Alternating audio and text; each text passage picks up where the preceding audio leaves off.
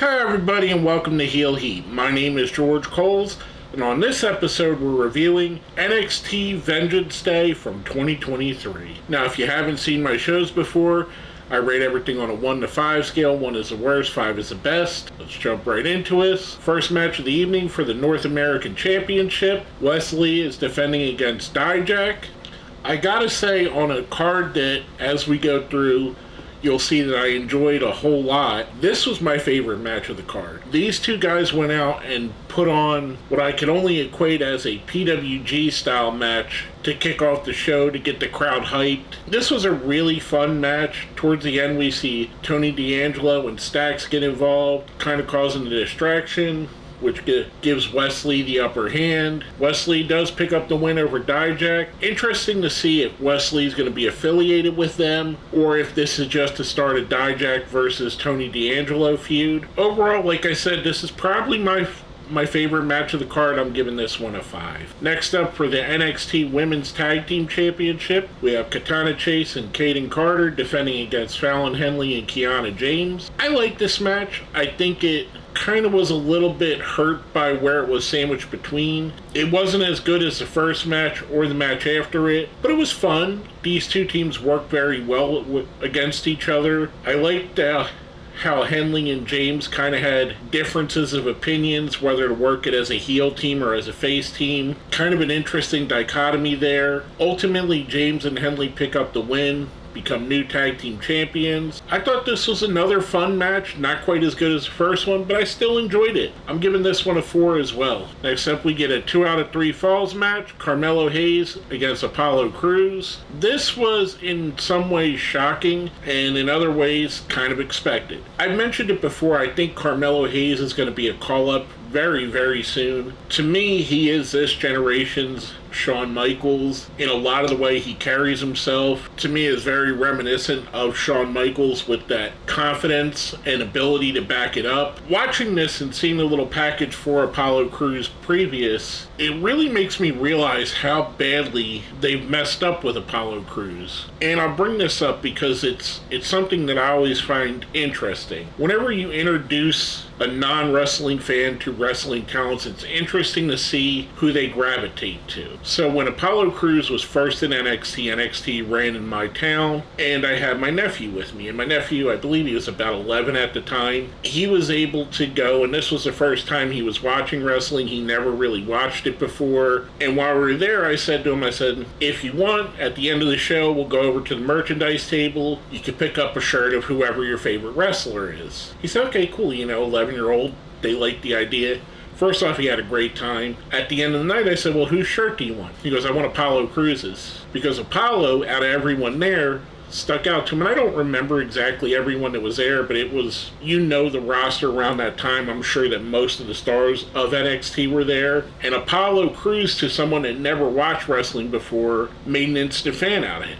What I'm saying, it's kind of interesting how they fumbled the ball on him so badly. After going on that tangent, Carmelo Hayes does pick up the win. He wins 2 straight. Dabu Kato, formerly Commander Aziz, came out towards the end of the match. Afterwards, he attacks Apollo Crews. I thought this was another really good match, a high-quality match. I'm giving this a 4. Now, next up, we have a Fatal 4-Way. The New Day, Xavier Woods and Kofi Kingston defending their NXT Tag Championships against Chase University, Duke Hudson and Andre Chase, Pretty Deadly, Kit Wilson and Elton Prince, and Gallus, Wolfgang and Mark Coffey. This was very interesting. I kind of felt when I was watching it that it didn't feel like much of anything special was going on here or was going to change here. It felt like the 3 teams other than the New Day were going to cancel each other out and New Day would walk away with the championship. However, I was kind of pleasantly surprised when Gallus does pick up the win here. Not that I don't think Gallus deserves it, just I didn't feel like the match was laid out for Gallus to win. And the way they won, it was kind of interesting. Kind of kept me right on the edge of my seat. I thought this was a really fun match. Again, another great match on the card.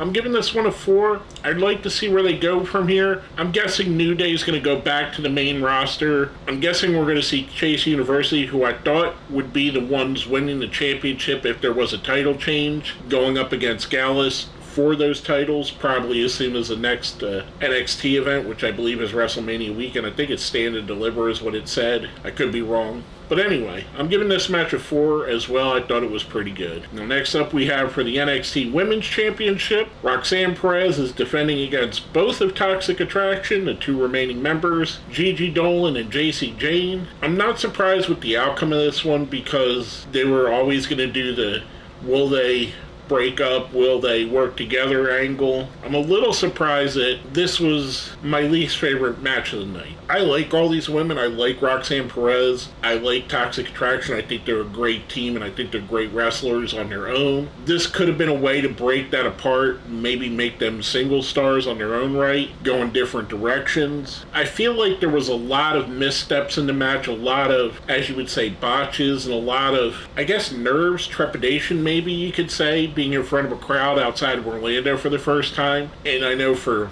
all these women, they have been outside of the Orlando area, but it's been the first time in a while, so maybe nerves took over. Roxanne Perez does keep the title here. She picks up the win. Again, I hate to do this, but this is my least favorite match of the show, even though I like all 3 of these women. I'm giving this one a 3. Last but not least, we get the main event of the evening for the NXT Championship in a cage match where the rules are you have to win by pinfall or submission. So they're going back to the old NWA rules for cage matches. Braun Breaker's defending against Grayson Waller, and I've long been a proponent of Braun Breaker. I think he's going to be an absolute megastar and possibly one of the biggest stars of this next generation once he goes up to the main roster. Grayson Waller's kind of been a slow burn kind of guy for me. I've seen bits and pieces, flashes of brilliance with him. He doesn't have the natural charisma that Braun has. However, he's created his own lane and he's built it up to where, to me, I think he's also going to be a star. I'd liken the Grayson Waller, Braun Breaker as to, let's say this generation, they have Roman Reigns and Seth Rollins. I could easily see Braun Breaker being the Roman Reigns of this next generation and Grayson Waller being the Seth Rollins of that generation going forward. That's how talented both these guys are. I thought this was a really good match. It did feel like these 2 guys ramped it up and they got a little bit more into this than a normal match. I really enjoyed this. I thought it was really fun. Braun Breaker picks up the win here. I'm giving this one a 5 as well. I thought it was really a really good match, and like I said, I like both of these guys. These are 2 of the best prospects that they have in NXT, 2 of your future WWE stars. I could easily see Braun holding the title on one show and Grayson holding the title on the other show. Again, I thought it was really good. Afterwards, we see Carmelo Hayes and Trick come out to the ramp, basically challenging Braun Breaker. And again, at the next NXT special, I'm guessing that's going to be the main event. Interesting to see who will win because that'll be right before the post-Mania call-ups. And I expect both Braun Breaker and Carmelo Hayes to be called up. But maybe we'll see from there. Whoever loses that, I guarantee, is getting called up the day after WrestleMania. Overall, I thought this was a really good show. The only kind of down, and I don't think it's even a bad down, the women's title match was probably my least favorite of the night, but all the other matches, the bookends, the first and last match, were my 2 favorites.